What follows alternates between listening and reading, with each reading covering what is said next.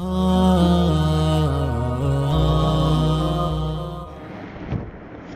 کے حالات میں اس کرونا وائرس کو ایک موت کی علامت سمجھ کر ہر ایک کو فکر لاحق ہے، امیر ہو یا غریب، بہت پڑھا لکھا ہو یا جاہل گنوار ہو، ہر ایک کو اپنی موت نظر آتی ہے۔ اور ویسے بھی جان کو خطرہ ہو تو انسان خوفزدہ ہو ہی جاتا ہے۔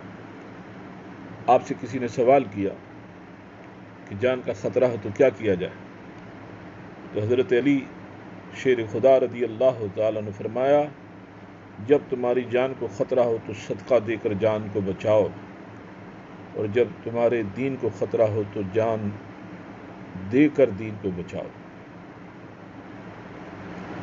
اب جان کو خطرہ بھی ہے اور رہا دین ہر وقت خطرے میں ہے۔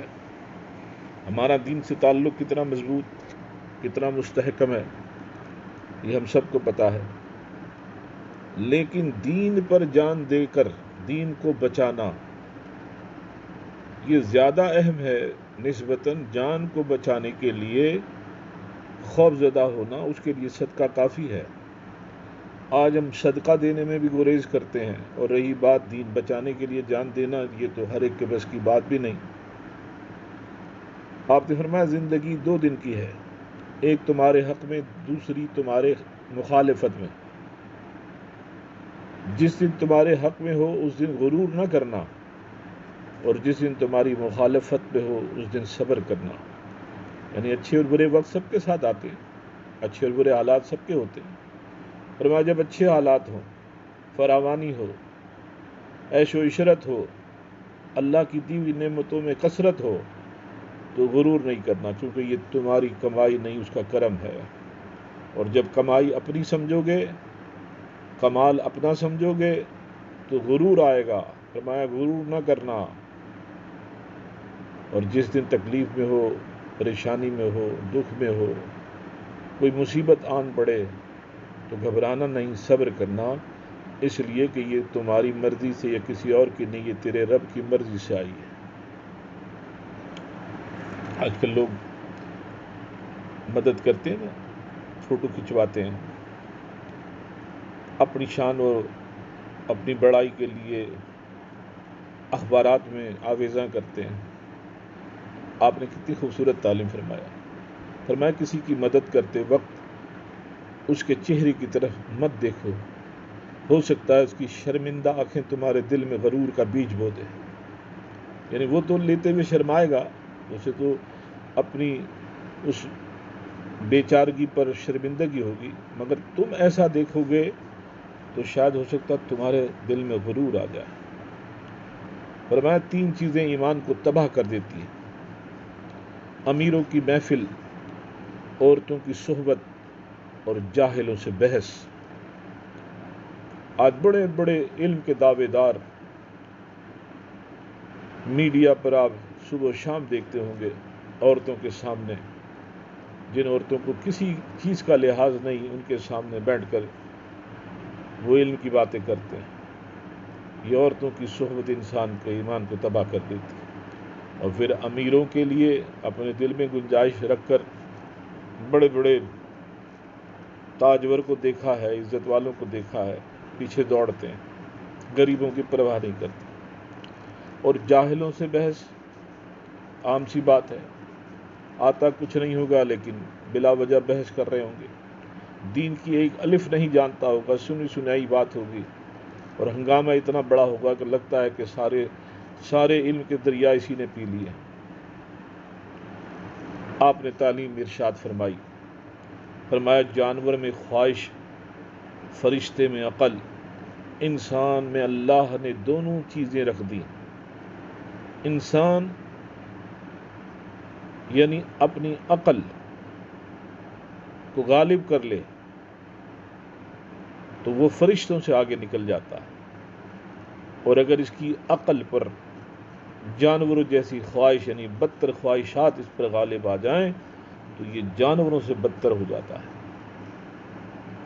آپ نے ارشاد فرمایا اپنے جسم کو ضرورت سے زیادہ مت سنوارو، اس نے آخر میں مٹی میں ہی مل جانا ہے، سنوارنا ہے تو اپنی روح کو سنوارو، اس لیے کہ اس نے اپنے رب کی طرف لوٹنا ہے۔ آپ نے فرمایا مومن کی مثال ترازو کے پلڑے جیسی ہے، جتنا ایمان بڑھتا جائے گا وہ جھکتا چلا جائے گا اور اس کی آزمائش بھی بڑھتی چلی جائے گی، کیونکہ دنیا میں ایمان والے کے لیے آزمائش شرط ہے۔ آپ نے فرمایا اچھے لوگوں کی خوبی یہ ہوتی ہے انہیں یاد نہیں کرنا پڑتا، وہ یاد ہی رہتے، وہ آپ کریں نہ کریں لیکن ان کی اچھائی، ان کی بھلائی، ان کی خیر خواہی والی عادتیں جو ہیں وہ یاد آ ہی جاتی۔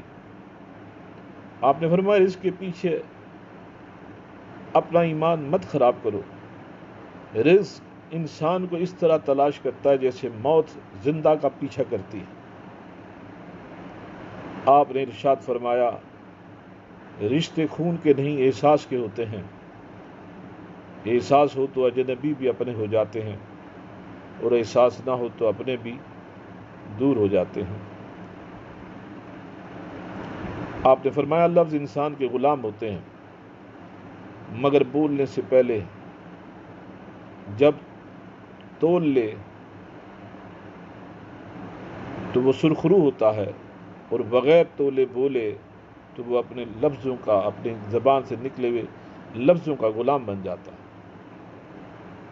آپ نے فرمایا کسی کا عیب تلاش کرنے والے کی مثال اس مکھی جیسی ہے جو سارا خوبصورت جسم کو چھوڑ کر صرف زخم پر بیٹھتی ہے۔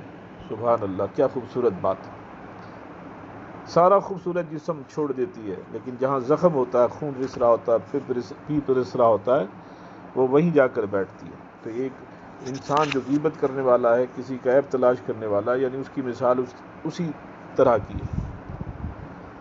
آپ کی تعلیمات تو خیر تمام امت کے لیے ہے، بنی نوع انسان کے لیے ہے۔